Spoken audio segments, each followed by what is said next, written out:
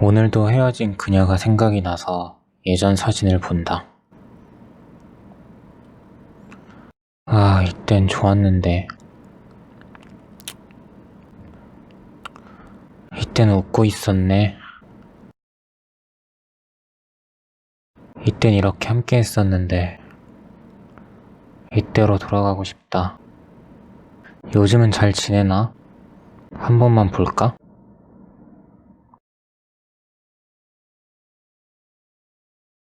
뭐야. 예쁜 카페에 갔네. 누가 찍어준 거지? 바다를 갔네. 이건 또 누구랑 간 거지?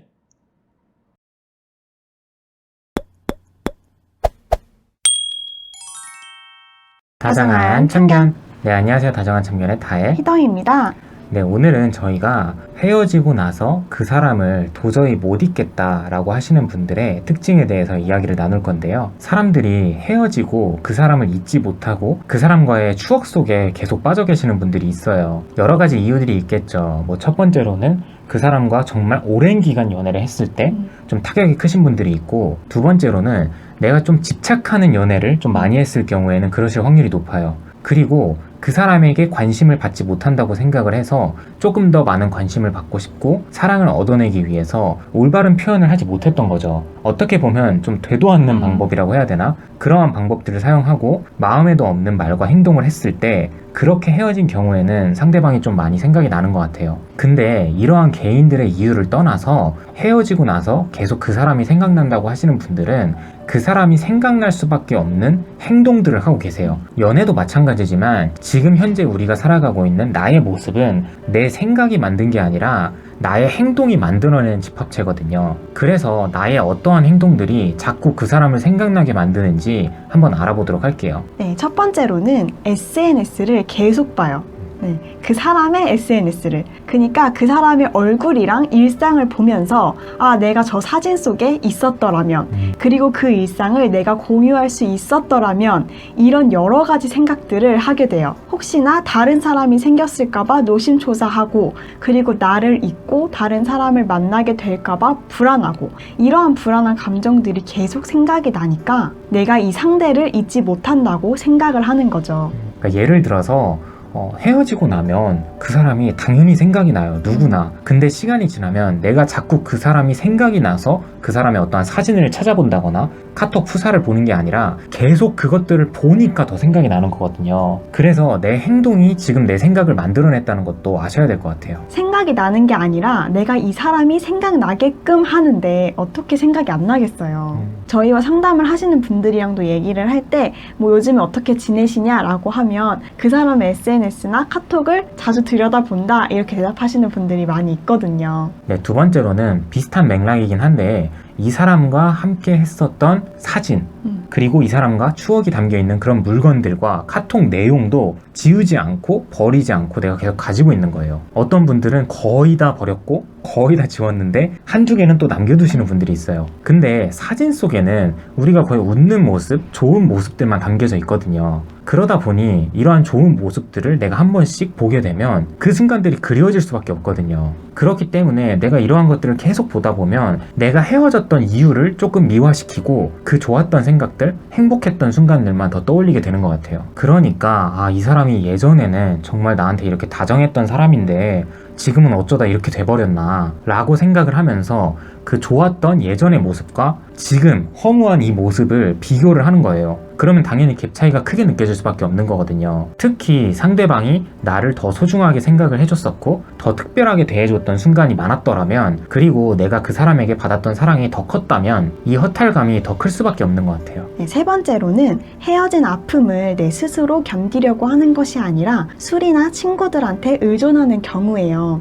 어차피 내가 친구들을 만나면 결국 또 그 사람의 이야기를 할 거고, 그럼 또 떠오르는 거고, 그 순간에 친구들이 위로를 위로를 해주기 때문에 괜찮아질 수는 있지만 결국 친구들과 헤어지고 혼자 집에 가게 되면 결국 내가 이 사람의 이야기를 오늘도 했기 때문에 그 대화들이 떠오르는 거예요.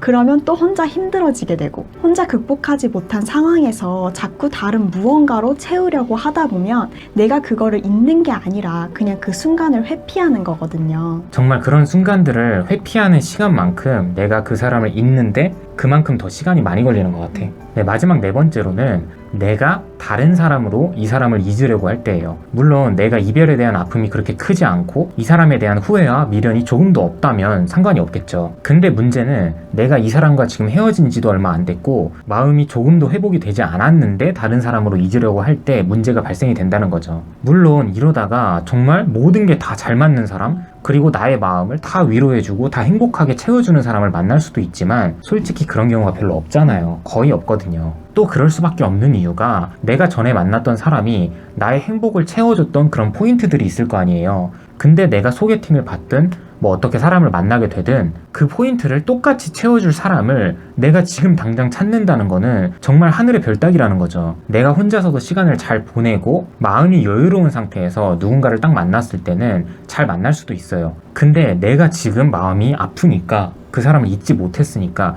지금 당장 내 마음을 채워줄 사람, 지금 당장 내 마음을 완벽하게 위로해줄 사람, 그런 사람을 지금 당장 찾기 때문에 당연히 이게 성사가 될 수가 없다는 거죠. 그러니까 결국 헤어지고 나서 주변에서 소개를 받고 아무리 많은 사람을 만나도 그 사람들이 나에게 만족스러울 리가 없다는 거예요. 내가 정해놓은 시간 안에 만족스러운 사람을 찾으려고 하기 때문에 내가 스스로 제한을 걸어놨기 때문에 그런 사람을 찾지 못했을 때 전에 만났던 사람이 더 특별하게 느껴지는 거죠.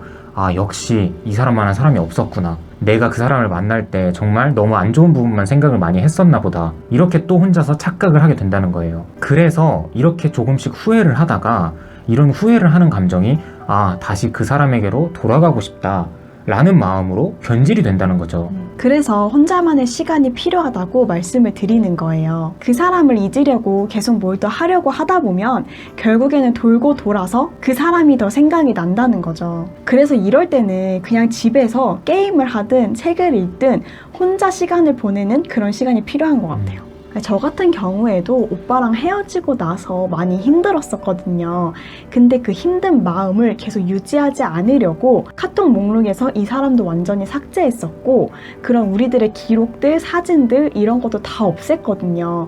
그러니까 사실 소식을 들을 수도 없었고 내가 이 사람과의 추억을 회상할 만한 어떠한 것도 없었어요. 그렇기 때문에 좀 더 저 혼자만의 시간을 가질 수 있었고 그러다 보니까 점점 눈에서 멀어지게 되니까 머릿속이나 마음속에서도 멀어지게 되더라고요. 저 같은 경우도 이런 혼자만의 시간을 잘 보내고 저 스스로도 회복이 되었기 때문에 이 사람이 다시 다가왔을 때도 조금 더 이성적으로 이 사람과의 만남을 고려해 볼 수 있었던 것 같아요. 그래서 내가 이별을 했다면 상대방이 헤어지는 거는 당연한 일이에요. 자연스러운 일이고 순리예요. 그렇기 때문에 그 자체를 받아들이시고 그러한 감정을 조금이라도 빨리 회복을 하고 싶다면 방금 희덩이가 말했던 것처럼 주변의 환경적인 요소들부터 내가 먼저 바꾸려고 노력을 해야 되는 것 같아요. 그리고 나서 혼자만의 시간을 갖고 나서도 그 다음에도 이 사람이다 싶으면 그때 다시 다가가시는 게 저는 조금 더 가능성을 높이는 길이라고 생각합니다. 네, 오늘도 저희 영상 시청해주셔서 감사드리고요. 지금까지 다정한 참견의 다혜 희덩이었습니다.